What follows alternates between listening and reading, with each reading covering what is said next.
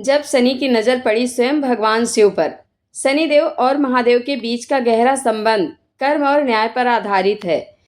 शनिदेव जब अपनी माता के गर्भ में थे तब वे अत्यधिक काले रंग के थे। इस कारण उनके पिता सूर्यदेव उन्हें अपना पुत्र मानने से इनकार करते थे। अपने इस अपमान से क्रोधित शनि ने सूर्यदेव को अपनी वक्र दृष्टि से जला दिया था।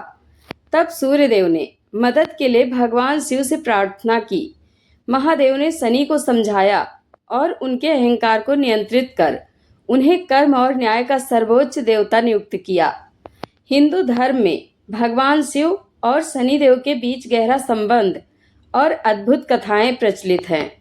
जहां एक ओर शिव जी को महादेव माना जाता है, वहीं शनिदेव को कर्म फलदाता और न्याय के देवता के रूप में पूजा जाता है।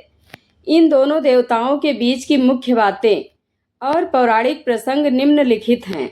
नंबर 1, भगवान शिव से मिली यह ताकत। हिंदू धर्म ग्रंथों और शास्त्रों में भगवान शिव को शनिदेव का गुरु बताया गया है तथा शनिदेव को न्याय करने और किसी को दंडित करने की शक्ति भगवान शिव जी के आशीर्वाद द्वारा ही प्राप्त हुई है। अर्थात शनिदेव किसी को भी उनके कर्मों के अनुसार फल देते हैं, पापियों को दंडित करते हैं और अच्छे कर्म करने वालों को सुखी रहने का आशीर्वाद देते हैं, चाहे वह देवता हों या असुर, मनुष्य हों या कोई जानवर। कोई भी शनि की नज़र से बच नहीं सकता। नंबर 2, शनिदेव कैसे बने शिव जी के शिष्य। शास्त्रों के अनुसार सूर्यदेव एवं देवी छाया के पुत्र शनिदेव को क्रूर ग्रह की संज्ञा दी गई है। शनिदेव बचपन में बहुत ही उद्दंड थे तथा पिता सूर्यदेव ने उनकी इस उद्दंडता से परेशान होकर भगवान शिव जी को अपने पुत्र शनि को सही मार्ग दिखाने को कहा। भगवान शिव जी के लाख समझाने पर भी जब शनिदेव की उद्दंडता में कोई परिवर्तन नहीं आया, तो एक दिन शिव जी ने शनिदेव को सबक सिखाने के लिए उन पर प्रहार किया, जिससे शनिदेव मूर्छित हो गए।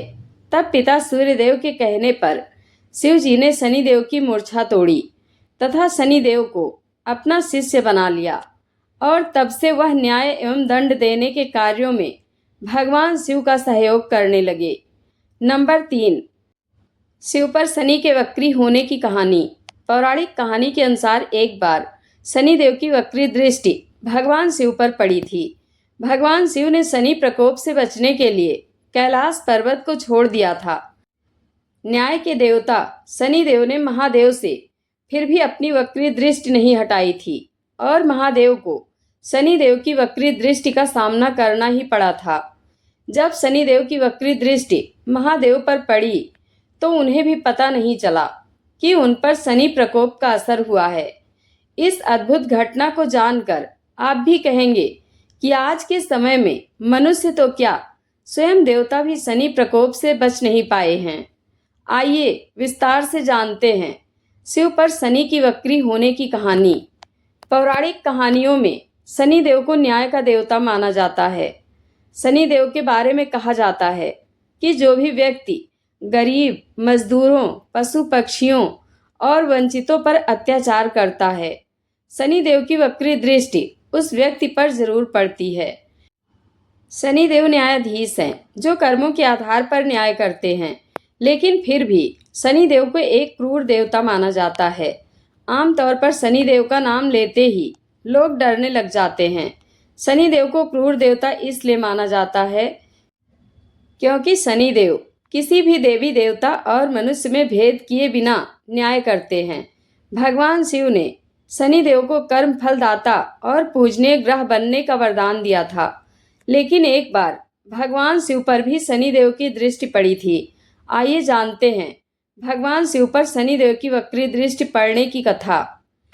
नंबर 4, शनिदेव की वक्री दृष्टि जब महादेव पर पड़ी।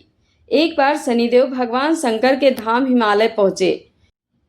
उन्होंने अपने गुरुदेव भगवान शंकर को प्रणाम कर उनसे आग्रह किया, हे प्रभु, मैं कल आपकी राशि में आने वाला हूँ, अर्थात मेरी वक्र दृष्टि आप पर पड़ने वाली है, कृपया इसके लिए तैयार हो जाएं। नंबर 5, शनिदेव की दृष्टि से बचने के लिए महादेव ने लिया हाथी का रूप। शनि की दृष्टि से बचने हेतु अगले दिन भगवान शिव मृत्युलोक आए। भगवान शंकर ने शनिदेव और उनकी वक्री दृष्टि से बचने के लिए एक हाथी का रूप धारण कर लिया। शाम होने पर भगवान शंकर ने सोचा अब दिन बीत चुका है और शनिदेव की दृष्टि का भी उन पर कोई असर नहीं होगा। इसके उपरांत भगवान शिव फिर से कैलाश पर्वत लौट आए। नंबर 6, भगवान शिव की योजना हो गई विफल। भगवान शंकर प्रसन्न मुद्रा में जैसे ही कैलाश पर्वत पर पहुंचे, उन्होंने शनिदेव को उनका इंतजार करते पाया। भगवान शिव को देखकर शनिदेव ने हाथ जोड़कर प्रणाम किया। भगवान शिव ने मुस्कुराकर शनिदेव से कहा, आपकी दृष्टि का मुझ पर कोई असर नहीं हुआ और अब तो समय बीत चुका है। नंबर 7, शनिदेव की न्यायप्रियता से प्रभावित हुए महादेव। शनिदेव ने कहा, मेरी ही दृष्टि के कारण आपको सवा प्रहर के लिए देव योनि को छोड़कर पशु योनि में जाना पड़ा। इस प्रकार मेरी वक्र दृष्टि आप पर पड़ गई और आप इसके पात्र बन गए। शनिदेव की न्यायप्रियता देखकर भगवान शंकर प्रसन्न हो गए और शनिदेव को हृदय से लगा लिया। नंबर 8, ऐसे मिला शनि को दंडाधिकारी का पद। शिव जी ने आश्चर्य से शनि से पूछा कि यह कैसे संभव है, मैं तुम्हें मिला ही नहीं तो वक्र दृष्टि का सवाल ही नहीं। शनिदेव बड़ी शालीनता से मुस्कुराते हुए शिव जी से बोले, प्रभु, मेरी वक्र दृष्टि के कारण ही आपको आज सारे दिन देव योनि से पशु योनि में जाना पड़ा। इस प्रकार आप मेरी वक्र दृष्टि के पात्र बने। ये सुनकर भोलेनाथ ने शनिदेव से प्रसन्न होकर उन्हें गले से लगा लिया तथा पूरे कैलाश पर्वत में शनिदेव का जयकारा गूंजने लगा। इस प्रकार शनिदेव की चतुरता से प्रभावित होकर शिव जी ने उन्हें दंडाधिकारी नियुक्त किया। तब से यह माना जाने लगा कि शनिदेव के पास हर व्यक्ति के कर्मों का लेखा जोखा है और उसी के अनुसार वह साढ़े साती और ढैया के रूप में सजा देते रहते हैं।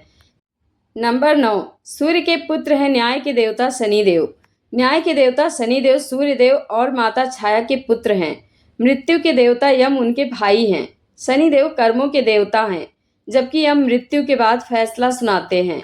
शनिदेव भगवान कृष्ण के भक्त हैं। शनिदेव का प्रिय पक्षी कौवा है।